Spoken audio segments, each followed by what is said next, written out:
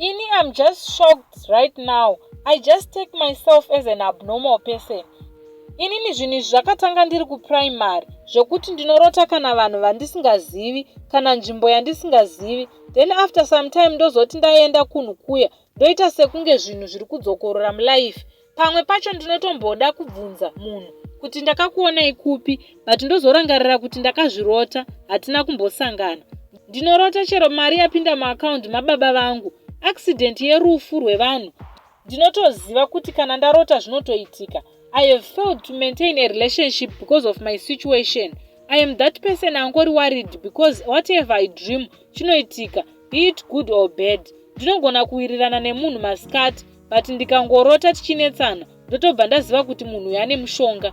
I sense the very negative energy to an extent yekuti ndinotorwara. I was transferred kunoshandira somewhere in Manicaland and I spent the whole 3 months ndichirwara. Kusvika umwe munhu azonditi, you need to leave this area because zviri pauri is not meant for this area. I am always afraid of linking up with new people. Ndichitya kuti what if they have negative energy towards what I am.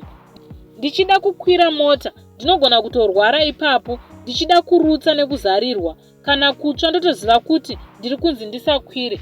At one point my friend was supposed to drop me a long way achienda kushop kwake kune imwe town. Then tasvika paaifanirwa kundisiya, akabva ati handei, ndichibva ndatanga kurwara. Iye akati rega nditenge mvura nemaminzi pamwe inyongo.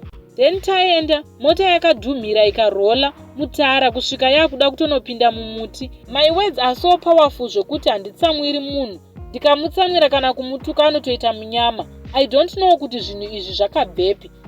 If there is any way of linking me up nemunhu angakwanisawo kundibatsira kana kundiudzawo kuti ndingabatsirikawo sei, ndingafara vedu weye. Vanhu vekumba kwedu believes kuti ndine obsession compulsive disorder yekungotya, but handizivi kuti chii chiri kuitika. Ndibatsirewo hama dzangu, ndichafolowa macomments kuti ndinzwe kuti hapana angakwanisa kundibatsirawo here.